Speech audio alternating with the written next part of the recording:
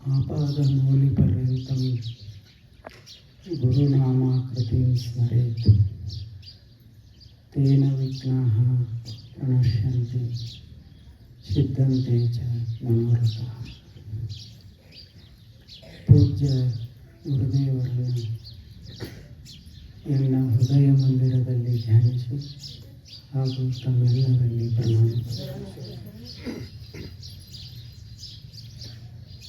ಇದು ಭಕ್ತಿ ಯೋಗದ ಚಿಂತನೆ. ಬದುಕನ್ನು ಮಧುರಗೊಳಿಸುವಂತಹ ಚಿಂತನೆ. ಹೃದಯದೊಳಗಿನ ಕಹಿ ಭಾವನೆಗಳನ್ನೆಲ್ಲ ತೆಗೆದು ಯಾವಾಗ ಹೃದಯ ಸ್ವಚ್ಛ ಆಗ್ತದೆ ಆವಾಗ ಜೀವನವೇ ಜೇನಿನ ಗೂಡಾಗ್ತದೆ. ಹಂಗೆ ನಮ್ಮ ಬದುಕು ಸುಂದರವಾಗಲಿಕ್ಕೆ ಇದೊಂದು ಮಾರ್ಗ,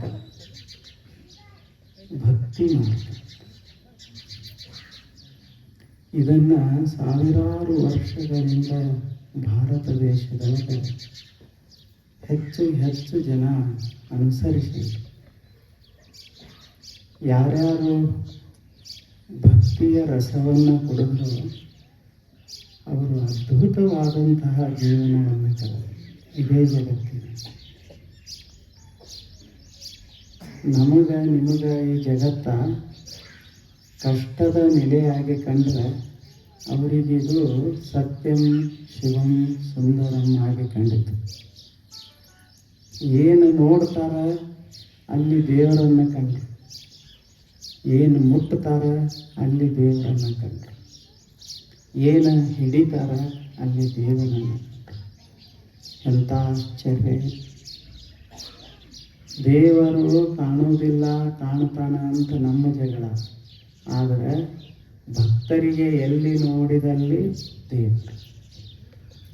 ವನವೆಲ್ಲ ನೀವೇ, ವನದೊಳಗನ ತರು ಮರಾದಿಗಳೆಲ್ಲ ನೀವೇ, ತರು ಮರಗಳಲ್ಲಿ ಆಡುವ ಖಗ ಮೃಗಾದಿಗಳೆಲ್ಲ ನೀವೇ. ಚನ್ನ ಮಲ್ಲಿಕಾರ್ಜುನ ದೇವ ಸರ್ವಭರಿತನಾಗಿ ಮುಖತೋರ ಅಕ್ಕ ಮಹಾದೇವಿ. ಎಲ್ಲಿದಾನ ಅಕ್ಕ ಮಹಾದೇವಿಗೆ ದೇವರಂತಂದ್ರೆ ಎಲ್ಲೆಲ್ಲಿ ನೋಡ್ತೀನಿ ಎಲ್ಲ ಗಿಡಗಳು ಕಾಣಿಸ್ತಾವೆ. ಕಾಡಿನಾಗ ನಿಂತಿದ್ಲು, ಅದೆಲ್ಲ ನೀನೇ. ನಿನ್ನ ಬಿಟ್ಟು ಏನದ ಈ ಜಗತ್ತಿನ? ಆ ಗಿಡದೊಳಗೆ ಆಡುವಂಥ ಹಕ್ಕಿ ಪಕ್ಷಿಗಳು, ಅದರ ಧ್ವನಿ ಎಲ್ಲ ನೀನೇ. ಚನ್ನಮಲ್ಲಿಕಾರ್ಜುನ ಅದು ನೀನೇ. ಇಲ್ಲಿ ನಿನ್ನ ಬಿಟ್ಟು ನನಗೆ ಬೇರೆ ಏನೂ ಕಾಣಿಸೋಲ್ಲಾಗ್ಯದ. ಇದು ಭಕ್ತನ ರೀತಿ. ಹಂಗ ನಾರದ ಮಹರ್ಷಿಗಳು ಶ್ರೇಷ್ಠ ಭಕ್ತರು, ಅಷ್ಟೇ ಅಲ್ಲ ಶ್ರೇಷ್ಠ ಗುರುಗಳು. ಅವರು ಹೇಳ್ತಾರ, ಇದು ಏನು ಹೃದಯಕ್ಕೆ ಸಂಬಂಧಪಟ್ಟಂಥ ಯೋಗದಲ್ಲ, ಭಕ್ತಿ ಯೋಗ, ಪ್ರೀತಿಸುವ ಯೋಗ. ಇದು ಎದಕ್ಕೆ ಬಂದೇವಿ ಜಗತ್ತಿನಾಗ ಅಂತಂದ್ರೆ ಬಡದಾಡಕ್ಕೆ ಬಂದಿಲ್ಲ, ನಾವು ಹೊಡೆದಾಡಕ್ಕೆ ಬಂದಿಲ್ಲ. ಬಂದೇವಿ.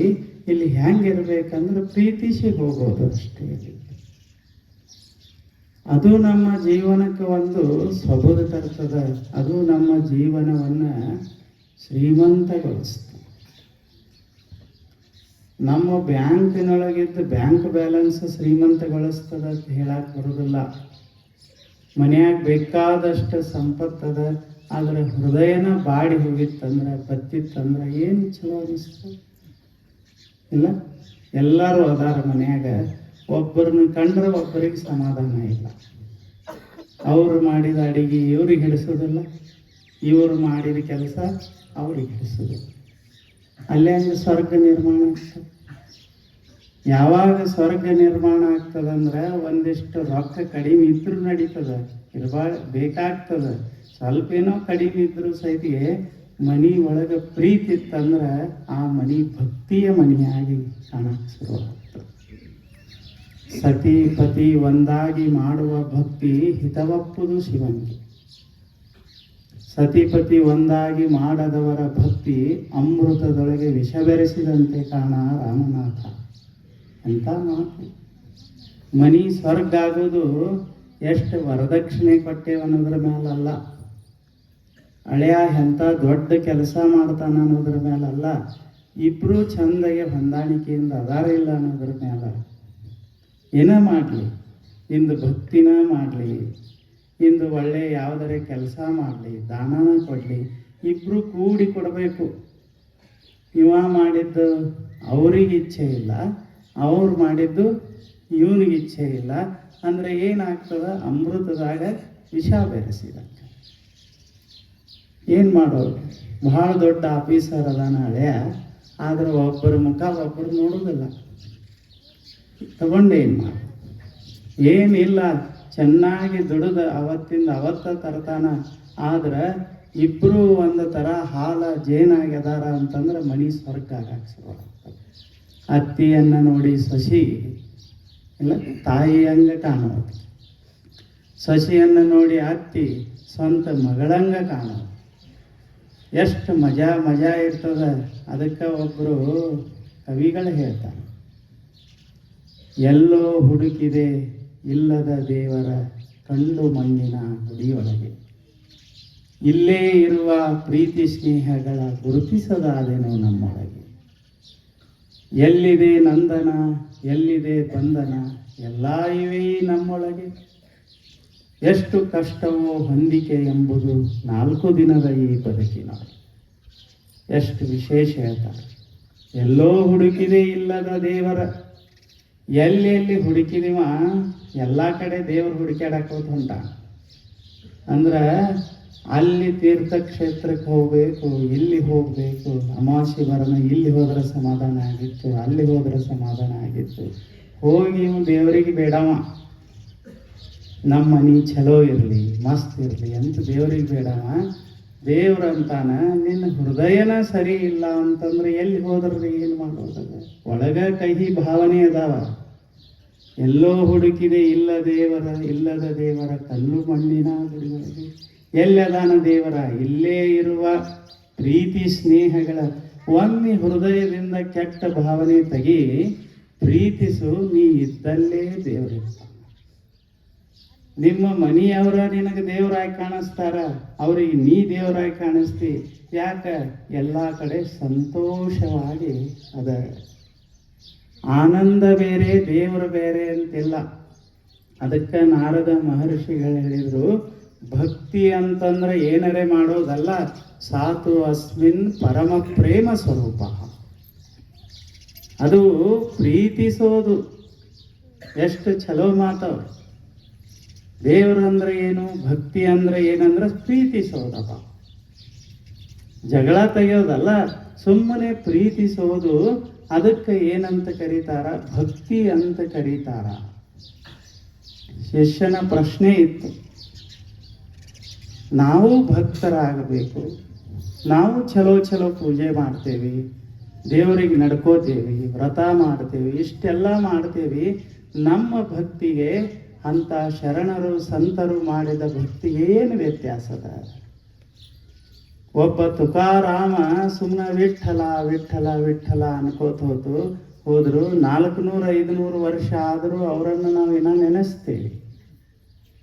ಏನು ದೊಡ್ಡ ಬಿಲ್ಡಿಂಗ್ ಕಟ್ಟಿದ್ರೆ ಏನು ತುಕಾರಾಮ? ಏನಿಲ್ಲ. ಬಿದ್ದ ಮನಿ, ಮೈ ತುಂಬ ಬಟ್ಟೆ ಇರಲಿಲ್ಲ, ಹರಕೆ ಬಟ್ಟೆ. ಆದ್ರೆ ಏನು ಸ್ವರ್ಗ ಸುಖ ಕಂಡ್ರು ಈ ಜಗತ್ತಿನಾಗ. ಅವರ ಅಭಂಗದಾಗ ಎಲ್ಲ ಕಡೆ ಹೇಳ್ತಾರ, ಆನಂದಾಚಿದೋಹಿ ಆನಂದ ತರಂಗ. ಏನು ಮಾತವು! ನನಗೆ ಎಲ್ಲಿ ನೋಡಿದಲ್ಲಿ ಆನಂದ ಅನ್ಸಾಕತ್ತದ. ಏನು ನನಗೆ ಮುಕ್ತಿ ದೇಯಿ ಸದಾ, ನನಗೆ ಮುಕ್ತಿ ಬೇಡ ಭಗವಂತನೇ, ಈ ಭೂಮಂಡಲವೇ ನನಗೆ ಸ್ವರ್ಗ ಕಾಣಕತ್ತದ ಅಂದ್ರು ತುಕಾರಾಮ. ಏನಿತ್ತು ಅವ್ರ ಕಡೆ ಹೇಳಿ? ಏನಿಲ್ಲ. ಮನ್ಯಾಗ ಕಾಳು ಇರಲಿಲ್ಲ, ಕಡಿ ಇರಲಿಲ್ಲ, ಹೊಲ ಇರಲಿಲ್ಲ, ಮನಿ ಅದು ಬಿದ್ದಿತ್ತು, ಎಲ್ಲ ಇತ್ತು. ಆದ್ರೆ ಸ್ವರ್ಗ ಕಂಡು. ನಮ್ಮ ಕಡೆ ಎಲ್ಲ ಇರ್ತಾವ, ಎಷ್ಟು ಏನು ಕಡಿಮೆ ಇರೋದಿಲ್ಲ. ಹೊಲ ಐತಿ, ಮನಿ ಅದಾವು, ಮಕ್ಕಳದಾರ, ಎಲ್ಲ ಅದ. ಆದರೂ ನಾವು ಬೇಡ್ಕೊಳ್ಳೋದು ಬಿಟ್ಟಿರೋದಲ್ಲ. ಶ್ರಾವಣ ಬತ್ತು, ದೇವರ ಪೂಜೆ ಜೋರಾಗ್ತಾವ. ಎದಕ್ಕೆ ಧನ್ಯವಾದ ಹೇಳಕ್ಕಲ್ಲ, ಬೇಡ್ಕೊಳಕ್. ಎಷ್ಟು ಆಶ್ಚರ್ಯ. ನಾವು ಎಷ್ಟು ಗುಡಿ ಕಟ್ಟೇವಿ, ಎಷ್ಟು ಕಟ್ಟಿದ್ರೂ ಸಮಾಧಾನ ಇಲ್ಲ. ವರ್ಷಕ್ಕೊಂದು 10 ಗುಡಿ ಹೆಚ್ಚಾಗ್ತಾವ. ಏನು ಭಕ್ತಿ ಹೆಚ್ಚಾಗೇನು? ಬಡತನ ಹೆಚ್ಚಾಗಿ. ಅದರ ಅರ್ಥ ನಮ್ಮ ಕಡೆ ತಿನ್ನಾಕಿಲ್ಲ, ಉಟ್ಕೊಳಕಿಲ್ಲ, ಉಡಾಕಿಲ್ಲ ಅಂತಿಲ್ಲ. ಆದ್ರೆ ಒಳಗನ ಹೃದಯ ಬಡುವಾಗಿಬಿಟ್ಟದು. The begging bowl in our heart ಅಂದ್ರೆ ಭಿಕ್ಷಾ ಪಾತ್ರೆ ಹೊರಗಿಲ್ಲ ನಮ್ದು, ನಮ್ಮ ಹೃದಯದಾಗ ಭಿಕ್ಷಾ ಪಾತ್ರೆ ಅದ. ಎಲ್ಲಿ ಹೋದ್ರೂ ಅದೇ. ಎಷ್ಟು ವಿಶೇಷ ಅದ. ಆದ್ರೆ ಭಕ್ತಿ ಅಂದ್ರೆ ಹಂಗಲ್ಲ. ನಾರದ ಮಹರ್ಷಿಗಳು ಹೇಳ್ತಾರ ಹೆಂಗದ ಭಕ್ತಿ ನೋಡು. 3 ಥರ ಇರ್ತದ ಭಕ್ತಿ. ಅದು 3 ಥರ ಇರ್ತದ. ನಿಮ್ಮ ಭಾಷೆದಾಗ ಹೇಳ್ಬೇಕಾದ್ರೆ ಸ್ವಲ್ಪ ಇಂಗ್ಲೀಷ್ ಬಳಸಿ ಹೇಳಿದ್ರೆ ನಿಮ್ಗೆ ತಿಳಿತದೆ. ಕನ್ನಡ ಈಗ ಸ್ವಲ್ಪ ಕಡಿಮೆ ತಿಳಿಯಾಕತ್ತಾವ. ಭಾಳ ಶುದ್ಧ ಕನ್ನಡದಾಗ ಮಾತಾಡಿದ್ರೆ ಏನು ಮಾತಾಡಿದ್ರು ಏನೋ ಅನಿಸ್ತದೆ. ಯಾಕಂದ್ರೆ ಹಂಗೆ ಆಗಿಬಿಟ್ಟೇವಿ ನಾವು. ಅಂದ್ರೆ 3 ಲೆವೆಲ್ನಾಗ ಇರ್ತದಂತ ಭಕ್ತಿ. ಅದರ ಲೆವೆಲ್ ಎಷ್ಟದವ? 3 ಹಂತ ಅಂತಾರೆ. ಹಂತ ಅಂದ್ರೆ ತಿಳಿಯಂಗಿಲ್ಲ. ಒಂದನೇದ್ದು ಗೌಣಿ ಭಕ್ತಿ. ಅದು ಕೆಳಗಿಂದ ನಾವು ನೀವು ಮಾಡುವಂಥ ಸಾಮಾನ್ಯ ಭಕ್ತಿಗೆ ಗೌಣಿ ಭಕ್ತಿ ಅಂತಾರೆ. ಮತ್ತು ಅವ್ರ ಮುಂದೆ ಹೇಳೋರು ಅದಾರ ಅದ್ರ ಹೆಂಗೆ ಇರ್ತದ, ಅದ್ರಾಗ ಯಾವ ಥರ ಇರ್ತಾರ. ಆಮೇಲೆ 2ನೇದ್ದು ಮುಖ್ಯ ಭಕ್ತಿ. ಅದಕ್ಕಿಂತ ಮ್ಯಾಲಿಂದ ಸ್ವಲ್ಪ ಅವರು ಮುಖ ದೇವನ ಕಡೆಗೆ ಮಾಡಿ ನಡೆದವ್ರದ್ದು ಮುಖ್ಯ ಭಕ್ತಿ. ಇನ್ನು ಕೊನೆ ಭಕ್ತಿ, ಶ್ರೇಷ್ಠ ಭಕ್ತಿ ಅಂತ ಏನದ, ಅದಕ್ಕೆ ಪರಾಭಕ್ತಿ ಅಂತ ಕರೀತಾರೆ. ಅದು ಭಕ್ತಿಯ ಕೊನೆ ಹಂತ. ಅದು ಒಮ್ಮೆ ಅಳವಟ್ಟು ಮುಗೀತು, ಅವನೇ ಭಕ್ತನೇ ಭಗವಂತ, ಭಗವಂತನೇ ಭಕ್ತ. ಹಂಗಾಗಿಬಿಡ್ತಾರೆ. ಹಂಗೇನೇನಾದರೂ ಅವರಿಗೆ ನಾವು ಶ್ರೇಷ್ಠ ಭಕ್ತರು ಅಂತ ಕರಿತೇವೆ. ಅವ್ರ ಜೀವನ ಬಹಳ ವಿಚಿತ್ರ. ನಮ್ಮ ದೃಷ್ಟಿ ಒಳಗೆ ನಮಗೆ ಯಾವುದು ಹಗಲು ಅದು ಅವರಿಗೆ ರಾತ್ರಿ, ನಮಗೆ ಯಾವ್ದು ರಾತ್ರಿನೋ ಅದು ಅವ್ರಿಗೆ ಹಗಲ. ಅಂದ್ರೆ ನಮಗೆ ಅವರಿಗೆ ವಿರುದ್ಧ ಇರ್ತದೆ. ಎತ್ತ ಎರಿಗೆ ಎಳೆದ್ರೆ ಕ್ವಾಣಕ್ಕೆ ಎರಿಗೆ ಎಳೆತ. ನಮ್ಮ ಸೆಳೆತ ಎಳೆತ ಜೀವನದ ಪದ್ಧತಿನ ಬೇರೆ, ಆ ಭಕ್ತರ ಜೀವನ ಪದ್ಧತಿನ ಬೇರೆ. ಅದನ್ನೊಂದಿಷ್ಟು ಕೇಳು ಅಂದ್ರು ನಾರದ ಮಹರ್ಷಿ. ಹೇಳ್ತೀನಿ ಕೇಳು, ಅವ್ರು ಹೆಂಗಿರ್ತಾರ, ಅವರನ್ನ ಹೆಂಗ ಶಬ್ದದಾಗ ವರ್ಣಿಸೋದು. ಬಹಳ ವಿಶೇಷ ಶಬ್ದಗಳನ್ನು ಇಟ್ಟು ಅವರನ್ನು ವರ್ಣಿಸ್ತಾರ ನಾರದ ಮಹರ್ಷಿಗಳು. ಅವರ ಗುಣಲಕ್ಷಣವನ್ನು. ನಮ್ಮ ಗುಣಲಕ್ಷಣ ಏನಂತ ವರ್ಣಿಸೋರು? ಬರೇ ಬೇಡ್ಕೋತಾರ, ಬರೇ ಜಗಳಾಡ್ತಾರ, ಹಿಂಗ ವರ್ಣಿಸ್ಬೇಕಲ್ಲ ನಮ್ಮನ್ನು ವರ್ಣಿಸಿದ್ರು. ಆದ್ರೆ ಆ ಭಕ್ತರು ಬಹಳ ಆಶ್ಚರ್ಯವಾಗಿ ಜಗತ್ತಿನಲ್ಲಿ ಬದುಕಿ ಹೋಗಿರ್ತಾರೆ. ನೋಡ್ಬೇಕು, ಬಸವಣ್ಣ ಸುಮ್ಮನೆ ಬದುಕಿದ ರೀತಿ ಎಷ್ಟು ಅದ್ಭುತ. ಚೈತನ್ಯ ಮಹಾಪ್ರಭುಗಳು, ಮೀರಾದೇವಿ, ಅಕ್ಕ ಮಹಾದೇವಿ, ಗುಜರಾತ್ನ್ಯಾಗ ಹೋದ್ರೆ ಮೆಹತಾ ಇಲ್ಲ, ಒಂದ ಕಡೆ ಆ ಕಡೆ ಅಂತಲ್ಲ, ಭಾರತ ದೇಶದ ಉದ್ದಗಲಕ್ಕೂ ಭಕ್ತರಾಗಿ ಹೋಗ್ಯಾರ. ಅಲ್ಲಿ ಕಬೀರದಾಸ, ಸೂರದಾಸ, ಏನು ಒಬ್ಬರಿಗಿಂತ ಒಬ್ಬರು ಭಕ್ತರು. ಇಲ್ಲಿ ಪುರಂದರದಾಸರು, ಕನಕದಾಸರು, ಇವರೆಲ್ಲ ದಾಸ ಪರಂಪರೆ. ಇದೆಲ್ಲ ಭಕ್ತಿಯ ಪರಂಪರೆ ಇದು. ಇವ್ರು ಹೆಂಗಿರ್ತಾರ ಅಂತ ಅವ್ರು ಹೇಳ್ಕೋತ ಹೋಗ್ತಾರ. ಮೊದಲು ನಾವೆಲ್ಲ ನೋಡೇವಿ. ಸಾಧು ಅಸ್ಮಿನ್ ಪರಮ ಪ್ರೇಮ ರೂಪ. ಭಕ್ತಿ ಅಂದ್ರೆ ತಿಳ್ಕೋ, ಅದು ಸ್ವಚ್ಛವಾದ ಪ್ರೀತಿ ಅಷ್ಟೇ. ಅದಂದ್ರೆ ಏನು ಬಹಳ ಬ್ಯಾರೆದಂತಲ್ಲ, ಸ್ವಚ್ಛವಾಗಿ ಪ್ರೀತಿಸೋದಷ್ಟೇ. ಒಳಗೆ ಏನರೇ ಇಟ್ಕೊಂಡು ಪ್ರೀತಿಸಿದೇವಿ ಅದು ಭಕ್ತಿ ಅಲ್ಲ. ಏನರೇ ಬೇಕತ್ತು ಪ್ರೀತಿಸಿದೇವಿ ಭಕ್ತಿ ಅಲ್ಲ. ಏನರೇ ಸುಖ ಸಿಕ್ಕೀತು ಅಂತ ಪ್ರೀತಿಸಿದೇವಿ ಅದು ಭಕ್ತಿ ಅಲ್ಲ.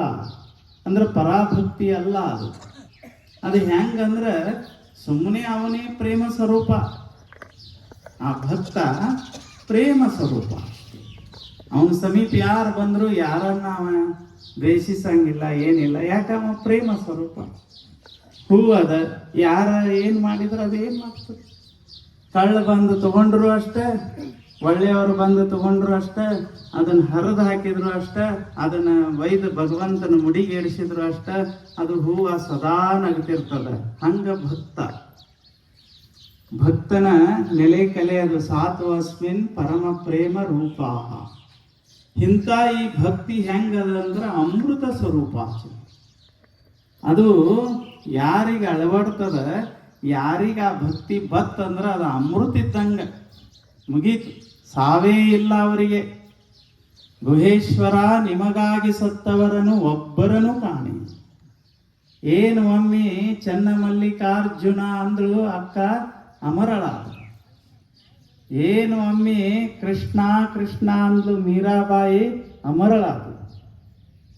ಅವರಿಗೆ ಎದರ ಭಯನೂ ಇರುವುದಿಲ್ಲ, ಸಾವಿಲ್ಲ ಬದುಕಿಲ್ಲ ಏನಿಲ್ಲ. ಅಷ್ಟು ಅದ್ಭುತ ಅದು ಅಮೃತ ಸ್ವರೂಪ. ಜೀವನದಾಗ ನಾವು ಯಾವಾಗಲೂ ಅಂಜ್ಕೋತ ಬದುಕ್ತಿರ್ತೀವಿ. ಬದುಕೋದಿಲ್ಲ, ಇಂದೇನಾಗ್ತದ, ನಾಳೆ ಏನಾಗ್ತದ, ನಾಡ್ದೇನಾಗ್ತದ, ಇದ ಚಿಂತೆ ನಮ್ಗೆ ಯಾವಾಗಲೂ. ಅಂಜ್ಕೋತ ಬದುಕ್ತಿರ್ತೀವಿ. ಅದಕ್ಕೆ ನಾವು ಎಲ್ಲ ಕಡೆ ಅಲ್ಲೊಂದಿಷ್ಟು ದೇವ್ರ ಹೇಳ್ತಾರ, ಇಲ್ಲೊಂದಿಷ್ಟು ದೇವ್ರ ಹೇಳ್ತಾರ. ದೇವ್ರ ಏನು ಹೇಳೋದು? ಅವರು ದೇವ್ರ ಹೇಳಂಗಿಲ್ಲ, ಕೈ ತೋರಿಸ್ರಿ ಭವಿಷ್ಯ ಹೇಳ್ತಾರ. ಭವಿಷ್ಯ ಏನು ಹೇಳೋದು ಹೇಳಿ ನೋಡು. ನಮ್ಮ ಭವಿಷ್ಯ ನಮ್ಮ ಕೈಯೊಳಗೆ. ಈ ಜಗತ್ನ್ಯಾಗ ಯಾರಿಗಾರೆ ಕಷ್ಟ ಸುಖ ಬಿಟ್ಟದೆ. ಕೃಷ್ಣ ಬಂದ್ರೂ ಬಿಟ್ಟಿಲ್ಲ, ರಾಮ ಬಂದ್ರೂ ಬಿಟ್ಟಿಲ್ಲ. ಸಾಕ್ಷಾತ್ ದೇವರು ಭೂಮಂಡಲಕ್ಕೆ ಬಂದರು, 14 ವರ್ಷ ವನವಾಸ ಮಾಡ್ಬೇಕಾದ ರಾಮಗೆ. ನಾವು ನೀವು ಎಲ್ಲರೇ ಮಾಡೇವಿ ಎಂದರೆ ರಾಮ ಹೋಗಿ ನನ್ನ ಭವಿಷ್ಯ ಏನೈತೆ ಅಂತ ಹೇಳಿ ಯಾರಿಗಾರ ಕೈ ತೋರಿಸಿದೇನು? ಅವ ಹೇಳಿದ, ಇಷ್ಟೇ ಹೇಳಿದ. ಜಗತ್ತಂದ್ರೆ ಹಿಂಗಪ್ಪ ಇದು. ಏನ್ರಿ ನಾವು ಭಾಳ ಪೂಜೆ ಮಾಡಿದೇವಿ, ಹಂಗೆ ಮಾಡಿದೇವಿ, ಏನು ಮಾಡಿದ್ರು ನಮಗೆ ಕಷ್ಟ ಭಾಳ ಪಟ್ಟಾನ ದೇವ್ರ ಅಂತಂದ್ರೆ ಏನಿಲ್ಲ. ಜಗತ್ತಂದ್ರೆ ಮುಳ್ಳಿನ ಹಾಸಿಗಿತ್ತಂಗಿದು. ಬರೇ ಇಲ್ಲಿ ಹೂವದ ಅಂತಲ್ಲ, ಅಲ್ಲೊಂದು ಇಲ್ಲೊಂದು ಹೂವು ಇರ್ತಾವ, ಹೆಚ್ಚು ಮುಳ್ಳ ಇರ್ತಾವ. ಅಂಥದ್ರಾಗ ನಾವು ಮುಳ್ಳನ್ನು ಸರಸ್ಕೊಂಡು ಹೂವನ್ನು ನೋಡಿ ಸಂತೋಷದಿಂದ ಬದುಕಿ ಹೋಗ್ಬೇಕೇ ವಿನಃ ಮುಳ್ಳನ ಇಲ್ಲಾರ್ದಂಗೆ ಮಾಡ್ತೇವಿ ಅಂದೇವಂದ್ರೆ ಅದು ಜಗತ್ತಿನ್ಯಾಗ ಯಾರಿಂದಲೂ ಸಾಧ್ಯವಿಲ್ಲ, ಯಾರಿಂದಲೂ ಸಾಧ್ಯವಿಲ್ಲ. ಬೇಕಾದವರು ಬರಲಿ ಈ ಜಗತ್ತಿನಾಗ, ಇವರೆಲ್ಲ ದೇವರ ಬಂದರು ಸಹಿತಿಗೆ ಅವನಿಗೆ ಅದು ಬಿಟ್ಟದ್ದು ಅಲ್ಲ, ಇದು ಗೊತ್ತಿರಲಿ. ಅದಕ್ಕೆ ಅವ್ರು ಹೇಳ್ತಾರ ಅದು ಅಮೃತ ಸ್ವರೂಪಾಚ. ಅದನ್ನ ಒಮ್ಮೆ ಕುಡ್ದೇವಿ ಹೆಂಗೆ ಅನ್ಸಾಕ್ ಶುರು ಆಗ್ತದ ಅಂತಂದ್ರೆ ನಿರ್ಭಯನಾಗಿ ಬಿಡ್ತಾನ ಮನುಷ್ಯ. ಇಲ್ಲ ಹಿಂಗೆಲ್ಲ ಹೇಳ್ತಾ ಹೇಳ್ತಾ ಈಗ ಹೇಳ್ತಾರ. ಇದನ್ನು ಆಗ್ಯದ ವಾತ್ಸಲ್ಯ, ನೀವು ನೆನಪಾರಿ ಚಲೋ. ಎಲ್ಲಬ್ದ ಪುಮಾನ್, ಅದು ಯತ್ ಪ್ರಾಪ್ಯ ನ ಕಿಂಚಿತ್ ವಾಂಚತಿ ನ ಶೋಚತಿ ನ ದ್ವೇಷ್ಟಿ ನ ರಮತೆ ನ ಉತ್ಸಾಹಿ ಭವತಿ. ಇದು ಆ ಭಕ್ತನ ಲಕ್ಷಣಗಳನ್ನು ಹೇಳ್ತಾರೆ. ಇದು ಆಗಿದ್ದ ನಿಮಗೆ ಇವತ್ತು ಅದೆಲ್ಲ ಗೊತ್ತಿರಲಿ ಅಂತ ಇಲ್ಲಿ ತನ ಆಗ್ಯದ. ಯತ್ ಪ್ರಾಪ್ಯ ಅಂದ್ರೆ ಆ ಪರಾಭಕ್ತಿ, ಆ ಪರಾಭಕ್ತಿಯನ್ನು ಯಾರು ಪಡಿತಾರ, ಯಾರಿಗದು ಒಳಗೆ ಇಳಿತದ, ಅವ್ರು ಹೆಂಗಿರ್ತಾರ ಅಂದ್ರೆ ನ ಕಿಂಚಿತ್ ವಾಂಚತಿ ನ ಶೋಚತಿ ನ ದ್ವೇಷ್ಟಿ ನ ರಮತೆ ನ ಉತ್ಸಾಹಿ ಭವತಿ. ಎಷ್ಟು ಚಲೋ ಮಾತಿಲ್ಲ. ಅವ್ರು ಹೆಂಗಿರ್ತಾರ, ನಾವು ಹೆಂಗಿರ್ತೇವಿ, ಆ ಭಕ್ತರು ಹೆಂಗಿರ್ತಾರ ಸ್ವಲ್ಪ ನೋಡು, ಹೇಳ್ತೀನಿ ನಿನಗೆ. ಯಾರ ಭಕ್ತರ ಚರಿತ್ರೆ ತಗೋ, ಆ ಭಕ್ತರ ಶ್ರೇಷ್ಠ, ಈ ಭಕ್ತರ ಕನಿಷ್ಠ ಏನೇನೂ ಇಲ್ಲ. ಭಕ್ತ ಭಕ್ತ ಅಷ್ಟೇ. ಅವ ದೇವರಿಗೆ ಏನರೇ ಹೆಸರು ಇಡೋಲ್ಲ ಯಾಕ? ಕೂಡಲ ಸಂಗಮ ದೇವಾರೇ ಅನ್ನೋಲ್ಲ ಯಾಕ? ವಿಠ್ಠಲರೇ ಅನ್ನೋಲ್ಲ ಯಾಕ? ಕೃಷ್ಣರೇ ಅನ್ನೋಲ್ಲ ಯಾಕ? ಶಿವಾರೇ ಅನ್ನೋಲ್ಲ ಯಾಕ?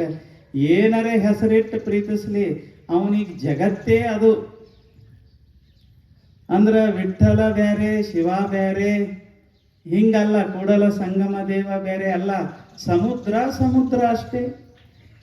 ಸಮುದ್ರಕ್ಕೆ ಕೆಲವರು ಸಾಗರ ಅಂತಾರ, ಕೆಲವರು ಸಮುದ್ರ ತರ, ಇನ್ನೊಬ್ಬರು ಇನ್ನೊಂದು ಹೆಸರು ಅಂತಾರ.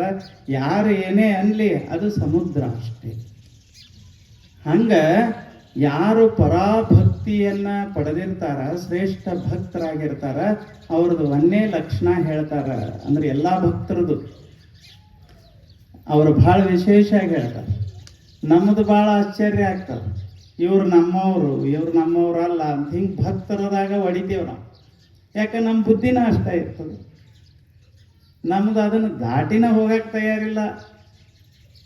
ಏನು ಅವರು ಸ್ವಚ್ಛಾಗಿ ಬದುಕಿ ಜಗತ್ತನ್ನೆಲ್ಲ ಭಕ್ತಿಮಯ ಮಾಡಿದಂಥ ಮಹಾತ್ಮರನ್ನ ನಾವು ನಮ್ಮ ಇದ್ರಾಗ ತಂದು ಇವ್ರು ನಮ್ಮವ್ರಲ್ಲ ಅಂತೆ. ನಮಗೆ ಅವರೊಳಗೆ ಒಂದು ಮಾಡಕ್ಕೆ ಬರೋದೇ ಇಲ್ಲ. ಅದ ಕುಡಿಯೋರೆಲ್ಲ ಸೇರಿಬಿಟ್ರೆ ನಾವೆಲ್ಲ ಒಂದು ಅಂತ ಇಲ್ಲ ನೋಡ್ಬೇಕು. ಕುಡಿಯಾಕ ಕೂತ್ರಂದ್ರೆ ಅಲ್ಲೇನೂ ಭೇದ ಇರೋದಿಲ್ಲ. ಅವಾಗ ಭಾರಿ ಎಲ್ಲರೂ ಒಂದು ಅನ್ನಂಗೆ ಕೂತು ಕುಡಿತಿರ್ತಾರೆ. ಆದರೆ ಯಾರಿಗೂ ಭಕ್ತರೋದು ಬಂದ್ರಂದ್ರೆ ಒಡ್ಯಾಕ ಶುರು ಮಾಡ್ತಾರೆ. ಮನುಷ್ಯ ವಿಚಿತ್ರ ಬಾಳಿವ. ಕೆಟ್ಟ ಕೆಲಸ ಮಾಡಾಗ ಅಗದಿ ಎಲ್ಲ ಒಂದಾಕಾನ. ಏನಾರೇ ಇಂಥದ್ದು ಒಳ್ಳೆ ಕೆಲಸ ಬಂತು, ಜ್ಞಾನಿಗಳ ಬಗ್ಗೆ ಚಿಂತನೆ ಬಂತಂದ್ರೆ ವಿಚಾರ ಮಾಡಕ್ಕೆ ಶುರು ಮಾಡ್ತಾನೆ. ಇವ್ರು ನಮ್ಮವರಲ್ಲೋ. ಎಷ್ಟು ವಿಚಿತ್ರ ಆಯ್ತು. ಅವ್ರು ಹೆಂಗಿರ್ತಾರ ಭಕ್ತರಂತಂದ್ರೆ ನ ಕಿಂಚಿತ್ ವಾಂಚತಿ. ಒಮ್ಮೆ ಆ ಭಕ್ತಿ ಅವರಲ್ಲಿ ಇಳೀತಂದ್ರೆ, ಅವರು ಆ ಭಕ್ತಿ ಒಳಗೆ ಮುಳುಗಿದಾರಂದ್ರೆ, ಪರಾಭಕ್ತಿ ಅವ್ರಿಗೆ ಅಳವಟ್ಟಂದ್ರೆ, ಪರಾಭಕ್ತಿ ಅಂದ್ರೆ ಶ್ರೇಷ್ಠ ಭಕ್ತಿ. ಅದು ಅವರು ಏನಾಗಿಬಿಡ್ತಾರ, ಪ್ರೇಮ ಸ್ವರೂಪಿಗಳಾಗಿಬಿಡ್ತಾರ. ಅವಾಗ ಅವ್ರು ಹೆಂಗಿರ್ತಾರಂದ್ರೆ ನ ಕಿಂಚಿತ್ ವಾಂಛತಿ ಅಂತಂದ್ರೆ ಬಯಕೆ. ಅದು ಏನನ್ನು ಅವರು ಬಯಸುವುದಿಲ್ಲ ಅಂತದ. ಈಗ ಬಯಸುವುದಂದ್ರೆ ನನಗಿದು ಬೇಕು ಅನ್ನಿಸ್ತಂದ್ರೆ ಅದು ಬಯಕೆ. ಈಗ ಇಲ್ಲೊಂದು ವಾಚ್ ಅದ, ಇದು ನನಗೆ ಬೇಕು ಅಂತಂದ್ರೆ ಬಯಕೆ. ಅದ ಮ್ಯಾಲಿಂದ ಮ್ಯಾಲ ನನಗೆ ಬೇಕು ಅನ್ಸಾಕಂತಂದ್ರೆ ಅದಕ್ಕೆ ವಾಂಛ ಅಂತ. ಬಯಕೆಗೆ ಮತ್ತು ವಾಂಛಾಕ ಒಂದೀಟ್ ವ್ಯತ್ಯಾಸ ಅದ. ಈಗ ಒಬ್ಬವ ಹೊಂಟಿದ್ದ ಅಂತ ಇಟ್ಕೋರಿ, ಅದು ವಸಂತ ಋತು, ಮಾವಿನ ಗಿಡ ಯಾರ್ದೋ ದಾರಿ ಒಳಗೆ ಬೆಳೆದದ, ಮಸ್ತ್ ಹಣ್ಣು ಬಿಟ್ಟೈತಿ, ಮೈ ತುಂಬ ಎಲ್ಲ ಪಾಡು ಗಾಯ ಆಗ್ಯಾವ, ಎಲ್ಲ ಆಗ್ಯಾವ, ಕೆಟ್ಟ ಬಿಸಿಲದ. ಒಬ್ಬ ಹೊಂಟಾನ, ಅವನಿಗೆ ಹಸಿವಾಗ್ಯದ, ನೀರಡಿಕೆ ಆಗೈತಿ. ಅದೊಂದು ಬಯಕೆ ಅಷ್ಟೇ. ಅದು ಸಹಜ ಬಯಕೆ, ಎಲ್ಲರಿಗೆ ಆಗುವಂಥದ್ದು. ಬಿಸಿಲಾದಾಗ ಬಿಸಿಲಿನ ತಾಪಿಗೆ ಒಂದಿಷ್ಟು ನೀರಡಿಕೆ ಆಗ್ತದೆ, ಒಂದಿಷ್ಟು ಹಸು ಆಗ್ತದೆ. ಇದು ಅವನ ಸಹಜ ಬಯಕೆ. ಹೋದ, ಆ ಮಾವಿನ ಗಿಡ ನೋಡಿದ, ಹಸು ಆಗ್ಯದಪ್ಪ ಅಂತೇಳಿ ಒಂದು ಹಣ್ಣು ಹರಿದ, ತಿಂದ. ಅಲ್ಲೇ ಒಂದಿಷ್ಟು ನೀರು ಹರಿತಿತ್ತು, ಒಂದು ಬಟ್ಲು ನೀರು ಕುಡ್ದ, ಸಂತೋಷದಿಂದ ಧನ್ಯವಾದ ಅಂತ ಹೇಳಿ ಹೋದ. ಅಂದ್ರೆ ಇದಕ್ಕೆ ಬಯಕೆ ಅಂತ. ಇದು ಇರೋದೆ, ಯಾರಿದ್ರೆ ಏನು ಇರೋದೆ. ಇನ್ನೊಬ್ಬ ಬಂದ, ಅವ ಮಾವಿನ ಗಿಡ ನೋಡಿದ, ನೋಡಿ ಅದ್ರಾಗೆಲ್ಲ ಹಣ್ಣಾಗಿತ್ತಲ್ಲ, ಅದನ್ನು ನೋಡಿ ಅಂದ, ಹೊಡಿತ್ ನನಗೆ ಲಾಟ್ರಿ ಅಂದ. ಇದು ಹೆಂಗೆ ವಿಚಾರ? ತನಗೆಷ್ಟು ಒಂದು ಹಣ್ಣು ತಿಂದ್ರ ಹಸಿವು ಹಿಂಗತದ, ಭಾಳ ಅಂದ್ರೆ 2 ಹಣ್ಣು. ಅವೇನು ಬೆಳೆಸಿದ ಗಿಡ ಅಲ್ಲ, ಅದೇನು ಅವನು ಹೊಲದಾಗ ಬೆಳೆದ ಗಿಡ ಅಲ್ಲ, ಏನಲ್ಲ. ಸೀದಾ ಬಂದ, ಆ ಕಾಡಿ ನೋಡಿದ, ಯಾರೂ ಇರಲಿಲ್ಲ. ಆಮೇಲೆ ಮನೆಗೆ ಹೋದ. ಹೋಗಿ 1-2 ಹಣ್ಣು ತಿಂದು ಹೋಗ್ಬೇಕಿಲ್ಲ, ಅದು ಬಯಕೆ. ಅದನ್ನು ಬಿಟ್ಟ ಮನೆಗೆ ಹೋಗಿ ಒಂದು ಗೋಣಿ ಚೀಲ ತಗೊಂಡು ಬಂದ, ಗಾಢದ ಕ್ವಿಂಟಲ್ ಗಟ್ಟಲೆ ಹಿಡಿದು ಏರಿದವ. ಹರ್ದ ಅದನ್ನು ತುಂಬಿದ್ದ ಮತ್ತ ಅದು ತುಂಬಿನ ಅದನ್ನು ಒತಿಕ್ ತುಂಬಿದ. ಅದು ಹೇಳ್ತಿತ್ತು ಗಿಡ, ಏನ್ ಮಾಡ್ತೀವೋ ಇಷ್ಟು ತಗೊಂಡು. ಎಷ್ಟು ಹಕ್ಕಿಗಳು, ಎಷ್ಟು ಪಕ್ಷಿಗಳು ಎಲ್ಲಾನು ತಿನ್ಲಿ ಅಂತ ಹೇಳಿ ಮೈ ತುಂಬ ಹಣ್ಣು ಬಿಟ್ಟಿವಿ. ಅವು ಪಾಪ ಹಾರ್ಯಾಡಿ ಅಲ್ಲಿ ಇಲ್ಲಿ ಹೋಗಿ ಬರ್ತಾವ. 1-2 ಅವು ತಿನ್ಲಿ ಬಿಡು ಅಂದ. ಅದು ಇವನ್ ಕೆಲ್ಸತ್ತಿರ್ಲಿಲ್ಲ. ಆಮೇಲೆ ಇದನ್ನಟ್ಟು ಹರಿದ, ಎಲ್ಲ ಮುಗೀತಲ್ಲ, ತಗೊಂಡ ಹೋಗ್ಬೇಕು ಅನ್ನೋದ್ರಾಗ ಕೆಳಗಿಳಿದ. ಅಷ್ಟು ಹಿಂಗ್ ಮ್ಯಾಲ ನೋಡಿದ್ರೆ ಮತ್ತೊಂದು ಮ್ಯಾಲ ಕಂಡಿತ್ತು, ಮ್ಯಾಲ ಮತ್ತೊಂದು ಹಣ್ಣು ಕಂಡಿತು. ಅದು ಒಂದರೇ ಇರ್ಲಿ ಬಿಡು ಅನ್ಬೇಕಿಲ್ಲ, ಅದನ್ನರೇ ಹಾಕ್ಬಿಡುದು ಅಂದ. ಹೆಂಗದು? ಇದೆಂತ ಬಯಕೆ? ಇದು ಬಯಕೆ ಏನು? ಇದಕ್ಕೆ ವಾಂಛ ಅಂತ. ವಾಂಛ ಇದು ಅಂದ್ರೆ ಅತೀ ಆಸೆ, ದುರಾಸೆ. ಇದಕ್ಕೆ ವಾಂಛ. ಹಿಂಗ ಅವನಲ್ಲಿ ಇರುವುದಿಲ್ಲ ಭಕ್ತನಲ್ಲಿ. ನಮ್ಮೊಳಗೆ ಹೆಂಗಂದ್ರೆ ಏನ್ ಮಾಡಿದ್ರು ಸಮಾಧಾನ ಇಲ್ಲ, ಬೇಕು. ಅದು ಒಂದು ಹಣ್ಣು ಕಂಡಿತು, ಅದನ್ನರೇ ಯಾಕೆ ಬಿಡುದು ಅಂತ ಏರಿರೋದು, ಭಾಳ ಮ್ಯಾಲಿತ್ತು. ಇಲ್ಲಿ ಎಲ್ಲ ತುಂಬ್ಯಾವ, ತಗೊಂಡು ನಾನು ಇದನ್ನು ಹತ್ತಾಕ್ ಹೋದ್ರೆ ಅವ್ನು ಹೊರಕಾಗೋಲ್ದು. 70 ವರ್ಷ ಆಗ್ಯಾವ ಅವ್ನು.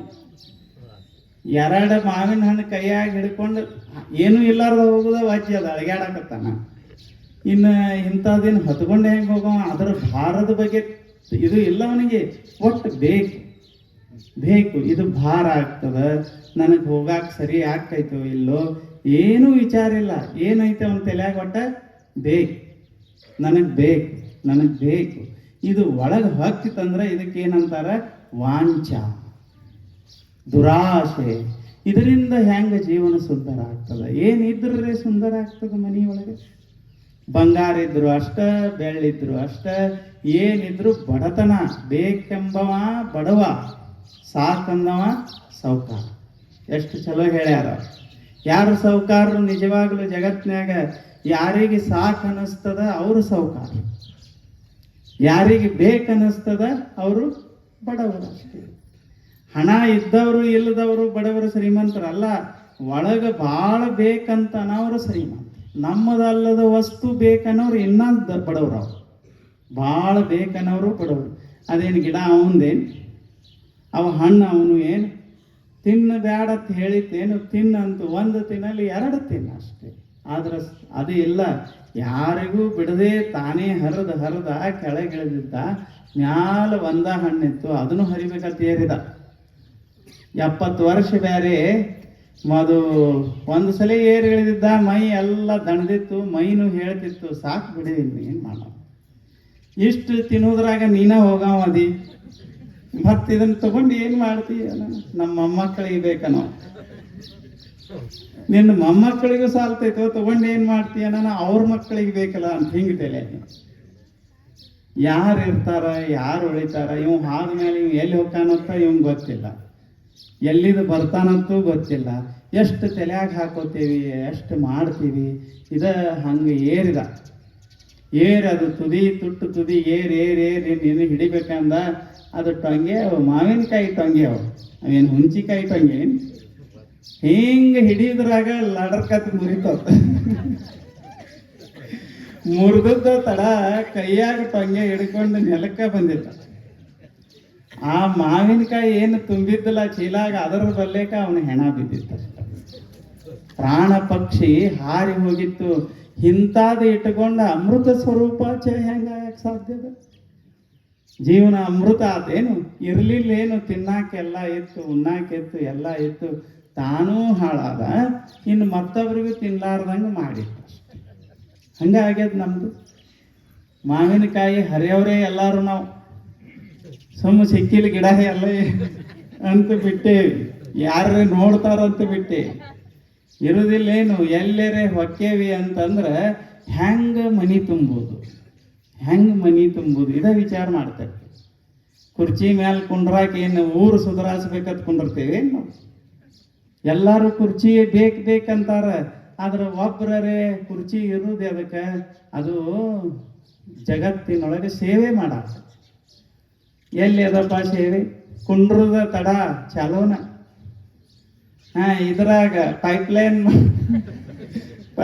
ಮಾಡಿವೆ, ಅಲ್ಲಿ ಪೈಪು ಇರಂಗಿಲ್ಲ, ಲೈನು ಇರಂಗಿಲ್ಲ. ಎಲ್ಲಿ ಹಾಕು ಅಂದ್ರೆ ವಾಂಛ. ಇದು ಸರಿನೋ, ಇದು ತಪ್ಪು, ಏನೂ ವಿಚಾರ ಮಾಡೋದಿಲ್ಲ. ಅದಕ್ಕೆ ಷಣ್ಮುಖ ಶಿವೇಗಿಗಳು ಹೇಳ್ತಾರ, ಕನಕ ಕಾಮಿನಿ ಕಾಂಚನಕ್ಕಾಗಿ ಬಡದಾಡಿ ಕೆಟ್ಟಿತಿ ಈ ಲೋಕವೆಲ್ಲ. ಇದು ಕಂಡು ಕೇಳಿ ಮತ್ತೇಕೆ ಇಚ್ಛಿಸುವೆ ಎಲೆ ಹುಚ್ಚು ಮನವೇ, ಹಗಲು ಕಂಡ ಕಮರಿಯ ಎರಳು ಬೀಳುವರೆ. ಏನ್ ಮಾಡಾಕತ್ತಿ ನೀನು? ಯಾರದಾರಪ್ಪ ಈ ಜಗತ್ನ್ಯಾಗ? ಎಷ್ಟು ಯಾವ್ದು ಮುಟ್ಟಬೇಕು, ಯಾವ್ದು ಮುಟ್ಟಬಾರದು ಅನ್ನೋದು ಸಹಿತಿಗೆ ನೆನಪಾರಿ ಎಲ್ಲ ಹರ್ಕೊಂಡು ಎಲ್ಲ ಮಾವಿನಕಾಯಿ ಹರಿಯಾಕತ್ತಿಯಲ್ಲ. ಇದರಿಂದ ಭಕ್ತನ ಆಗ್ತೀನಂದ್ರೆ ಹೆಂಗದ? ಮುಂಜಾನೆ ಎದ್ದು ವಿಭತ್ತಿ ಪಟ್ಟ ಬಡ್ಕೊಂಡು, ಇಲ್ಲ ಬೀರಪ್ಪನ ಗುಡಿಗೆ ಹೋಗಿ, ಮಲ್ಲಯ್ಯನ ಗುಡಿಗೆ ಹೋಗಿ ಅಗದಿ ಭಕ್ತಿ ಆಚರಿಸ್ತಾನ. ಅಲ್ಲಿ ಹೋಗಿ ಹಿಂಗೆ ಮಾಡ್ತಾನೆ. ಇದು ಹೆಂಗ ಭಕ್ತಿ ಅಂತ ನಾರದ ಮಹರ್ಷಿಗಳು ಹಿಂಗಿರ್ತಾರೆ. ಏನು ಭಕ್ತರು, ಅವ್ರ ಜೀವನ ನಮ್ಮ ಜೀವನ ಎಷ್ಟು ವ್ಯತ್ಯಾಸ. ನಾವು ಸುಮ್ಮನೆ ಹೇಳ್ಕೋತೇವಿ ನಾವು ಭಕ್ತರು, ದೇವ್ರಿಗೇನು ಗೊತ್ತಾಗೋದಿಲ್ಲ. ಎಲ್ಲ ತಿಳಿಯುವಂಥ ದೇವರಿಗೆ ನೀವೇನು ಮಾಡ್ತಿರತ್ತೆ ಗೊತ್ತಾಗೋದಿಲ್ಲ. ನೀವು ಹೆಂಗದೇವಿ, ಏನು ಮಾಡ್ತೇವಿ, ಮನವರಿಯದ ಕಳ್ಳತನವಿಲ್ಲವಲ್ಲ. ಜನರೇನು ಬಲ್ಲರು ಒಳಗಾಗುವ ಕೃತ್ಯವ, ಮನದಾಣುವ ಗುರುಸಿದ್ಧ ಮನಮೆಚ್ಚಿ ನಡೆಯದೆ ಜನಮೆಚ್ಚಿ ನಡೆದರೆ ಮನದಾಣುವ ಗುರುಸಿದ್ಧ ಮರೆಯಾಗುವನಲ್ಲ. ಹೆಂಗೆ ಹೇಳಿದ್ರು ಅವ್ರು, ಕನಕ ಕಾಮಿನಿ ಕಾಂಚನಕ್ಕಾಗಿ ಬಡದಾಡಿ ಕೆಟ್ಟಿತಿ ಲೋಕಗಲ್ಲ. ಇದು ಕಂಡು ಕೇಳಿ ಮತ್ತೇಕೆ ಇಚ್ಛಿಸುವೆ ಎಲೆ ಹುಚ್ಚು ಮನುವೆ, ಹಗಲು ಕಂಡ ಕಮರಿಯ ಇರಳು ಬೀಳುವರಿ. ಹಂಗ ಮುಂಜಾನೆ ಬಾವಿ ತಾನ ತೊಡ್ಯಾನ, ರಾತ್ರಿ ಹೋಗಿ ಅದ್ರಾಗ ತಾನ ಬಿದ್ದ. ಏನ್ ಹೋದರ್ರಿ ಅವರು, ಏನಾಗಿ ಹೋದ್ರಿ, ತಾವ ತೆಗೆದು ಬಾವ್ಯಾಗ ಬಿದ್ದಾರ್ರಿ ಅಂತ. ಅಂದ್ರ ತನ್ನ ಬಯಕೆಯ ಸುಳಿ ಒಳಗೆ ಸಿಕ್ಕೊಂಡು ತಾನ ಹೋಗಿಬಿಡ್ತಾನ.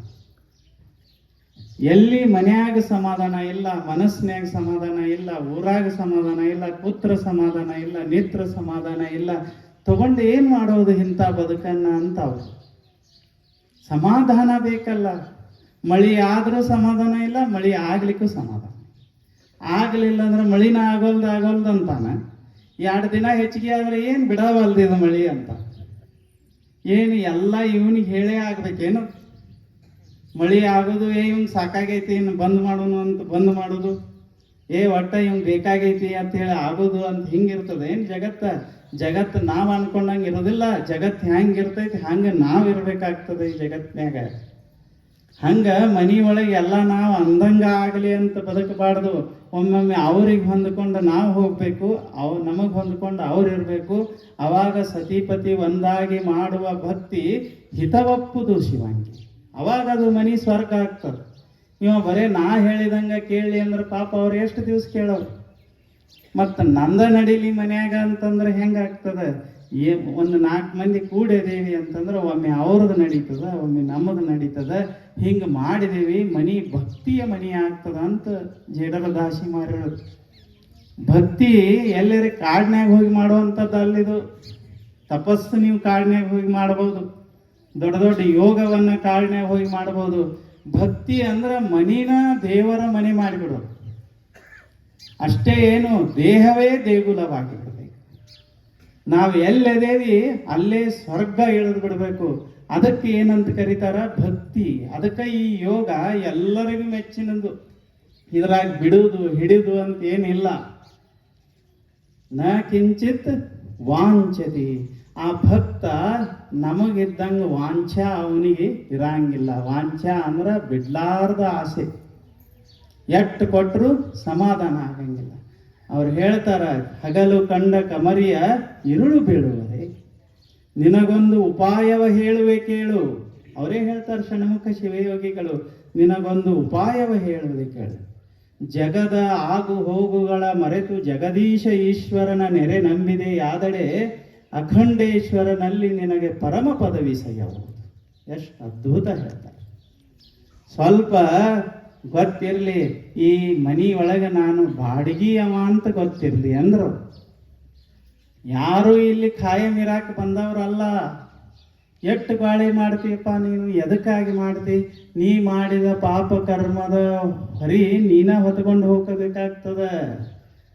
ನೀ ಯಾರಿಗಾಗಿ ಮಾಡಿ ಅವ್ರು ಹೊತ್ಕೊಳ್ಳಂಗಿಲ್ಲ, ನೀನ ಹೊರಬೇಕಾಗ್ತದ. ಎಚ್ಚರಿರು. ಹಗಲ ಕಂಡ ಕಮರಿಗೆ ಇರುಳು ಹೋಗಿ ಬೀಳಬೇಡ. ಬೀಳೋದು ಎದಕ್ಕೆ? ಈ ವಾಂಛಾ ಒಳಗೆ, ಆಸೆ ಒಳಗೆ ತುಂಬಿದ್ರಿಂದ ಏನು ಮಾಡಬೇಕು ಏನು ಮಾಡಬಾರ್ದು ಅಂತ ಗೊತ್ತಾಗಲಾರದ ಹೋಗಿ ಏನು ಬೀಳ್ತೇವಿ. ಇದಕ್ಕೆ ಏನಂತ ಕರೀತಾರ? ವಾಂಛಾ. ವಾಂಛಾ ಇದು. ಅದಕ್ಕೆ ಹೇಳ್ತಾರ, ಜಗದ ಆಗು ಹೋಗುಗಳ ಮರೆತು ಜಗದೀಶ ಈಶ್ವರನ ನೆರೆ ನಂಬು. ಹೆಂಗದ? ಕಾಳ ಬೆಳದಿಂಗಳ ಸಿರಿ ನಿಜವಲ್ಲ ಸ್ಥಿರವಲ್ಲ, ಅಳಿಯಾಸೆ ಬೇಡೆಲೋ ಮನವೇ. ಇವ್ರು ಹೇಳ್ತಾರ ಬಸವಣ್ಣವರು, ಕಾಳ ಬೆಳದಿಂಗಳ ಸಿರಿ ಸ್ಥಿರವಲ್ಲ, ಅಳಿಯಾಸೆ ಬೇಡೆಲ್ಲವೋ ಮನವೇ. ಕೇಡಿಲ್ಲದ ಪದವಿಯ ನೀವು ಮರೆಯದೆ ಪೂಜಿಸು ನಮ್ಮ ಕೂಡಲ ಸಂಗಮ ದೇವನ. ಏನು ಮಾಡಕ್ ಬಂದೇವಿ ಇಲ್ಲಿ ಏನೋ ಒಂದು ಅದ್ಭುತವಾದ ಅವಕಾಶ ದೇವರು ಕೊಟ್ಟಾನ. ಮನ್ಯಾಗ ಮಕ್ಕಳದಾವ, ಮನ್ಯಾಗ ಮನಿಯವ್ರದಾರ, ಚಲೋ ಆರೋಗ್ಯ ಕೊಟ್ಟಾನ, ತಿನ್ನಾಕದ ಉಣ್ಣಾಕದ. ಇದೇ ನನಗೆ ಸ್ವರ್ಗ ಅನ್ನು ಅದೇ ಕ್ಷಣ ಇದೆಲ್ಲ ಸ್ವರ್ಗ ಆಗಿಬಿಡ್ತದೆ. ಏನಿಲ್ಲ ನನ್ನ ಕಡೆ ಅನ್ನು ಅದೇ ಕ್ಷಣ ಇದು ನರಕ ಆಗಿಬಿಡ್ತದೆ. ವ್ಯತ್ಯಾಸ ಇಷ್ಟೇ. ಐತಿ ಅಂದ್ರಿ ಆರಾಮದ, ಏನದ ನಮ್ಮಲ್ಲಿ ಅಂದಿದೆ ಅಂದ್ರೆ ಹೋಯ್ತ. ಇಲ್ಲಿ ಇಷ್ಟು ಚಲೋ ಮುಂಜಾನೆ ಎದ್ದು ಮಸ್ತ್ ಹಿಂಗೆ ಕುಂಡ್ರಾಕ ಬಿಟ್ಟಾನಂತಂದ್ರೆ ಇದು ಎಂಥ ಆರೋಗ್ಯದ ಅಂದ್ರೆ ಸ್ವರ್ಗ ಅಲ್ಲಿ. ನೀವು ಸುಮ್ಮನೆ ಹಾಸ್ಪಿಟಲ್ನ್ಯಾಗ ಹೋಗಿ ICUನ್ಯಾಗ ನೋಡ್ರಿ, ಮಕ್ಕೊಂಡಿರ್ತಾರ, ಹೇಳಾಕ ಬರಂಗಿಲ್ಲ, ಕುಂಡ್ರಾಕ ಬರಂಗಿಲ್ಲ. ಬ್ಯಾಂಕ್ ಬ್ಯಾಲೆನ್ಸ್ ಅವರು 10 ಕೋಟಿ ಅದಾವ, ತಗೊಂಡು ಏನು ಮಾಡೋದು?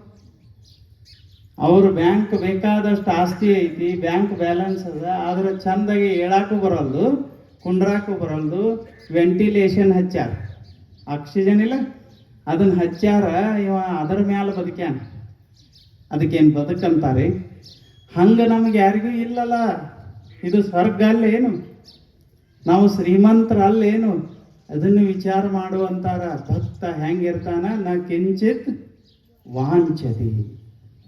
ಅವ ಹೆಂಗಾಗ್ಬಿಡ್ತಾನಂದ್ರೆ ಭಗವಂತನ ಭಕ್ತಿಯಲ್ಲಿ ಅವನಿಗೆ ಅಷ್ಟೇ ಸುಮ್ಮನೆ 1-2 ರೊಟ್ಟಿ, ಒಂದು ಸ್ವಲ್ಪ ಬಟ್ಟೆ, 4 ಜನರು ಸಾಕು.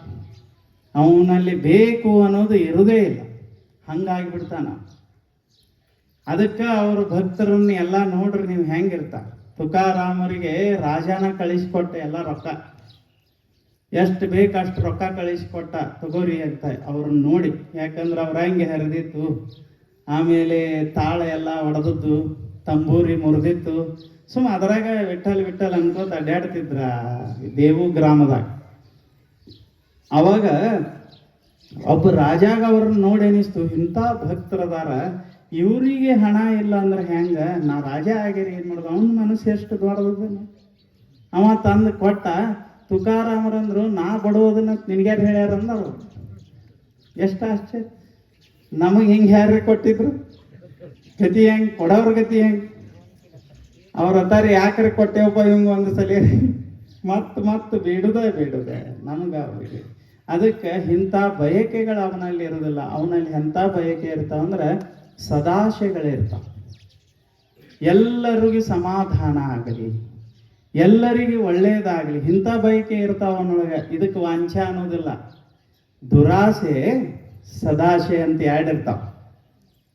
ಅಂದ್ರೆ ಈಗ ಸುಮ್ಮನೆ ಈ ಊರ ಎಲ್ಲ ಸ್ವಚ್ಛ ಆಗಲಿ, ಸ್ವಚ್ಛ ಆಗಲಿ ಅಂದ್ರೆ ಎಲ್ಲಾರ್ದು ಸಂಪತ್ತು ನಮಗೆ ಬರಲಿ ಅಂತಲ್ಲ, ಕಸ ಹುಡುಗಿ ಸ್ವಚ್ಛ ಆಗಲಿ, ಇದು ಒಳ್ಳೆಯ ಆಸೆ ಇಲ್ಲ. ಈ ಆಸ್ಟ್ರೇಲಿಯಾದ ಒಂದು ಘಟನಾ ಆಯ್ತು. ಒಬ್ಬ ಕುರಿ ಕಾಯ್ಕೋತಿರ್ತಿದ್ದ. ಅವೇನು ಸುಮ್ಮನೆ ಅದು ಬಯಲು ಪ್ರದೇಶ ಇತ್ತು, 100 ಎಕರೆ, ಅದ್ರಾಗ ಕುರಿ ಕಾಯ್ಕೋತಿದ್ದ ಆಗಿದ್ದವ, ಶಫರ್ಡ್ ಅಂತೇಳಿ.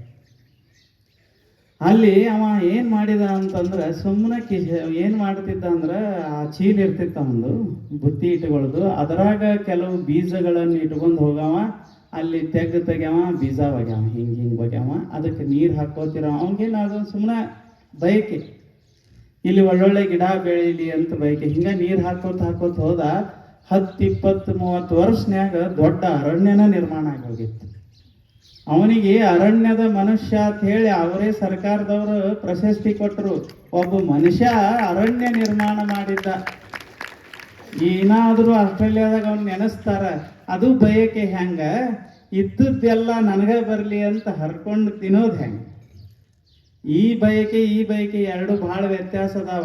ಈಗ ಇಲ್ಲಿ ಅಡಿಗೆ ಮಾಡ್ತಾರ, ಮಾಡೋದಿಲ್ಲ. ನೀವತ್ತು ಹಾಲುಗ್ಗಿ ಮಾಡಿಸಿರ ಇಲ್ಲ? ಅವ್ರಿಗೇನು ಬಯಕೆ? ಎಂಥ ಒಳ್ಳೆ ಬಯಕೆ. ಇದು ವಾಂಛ ಅಲ್ಲ. ಇದು ಅವ್ರಿಗೇನಂದ್ರೆ ಏನೂ ಬೇಕಾಗಿಲ್ಲ. ಏನು ಪಾಪ ಹಿಂಗೆ ಕೇಳಾಕ ಬಂದಾರ, ತಿಂದು ಉಂಡು ಮಸ್ತ್ ಸಂತೋಷದಿಂದ ಹೋಗ್ಲಿ ಅನ್ನೋ ಬಯಕೆ ಅದ. ಅದು ಸದಾಶೆ. ಕೇಡಿಲ್ಲದ ಪದವಿಯ ನೀವ ಕೂಡಲ ಸಂಗಮ ದೇವ. ನೀ ವಿಚಾರ ಮಾಡಬೇಡ, ದೇವರು ನಿನಗೆ ಕೊಡ್ತಾನ ಅಷ್ಟೇ. ಇಂಥ ಬಯಕೆ ಇತ್ತು, ಒಳ್ಳೆಯ ಬಯಕೆ, ನಿನಗೆ ಹೆಂಗರೇ ದೇವರು ಕೊಡ್ತಾನ.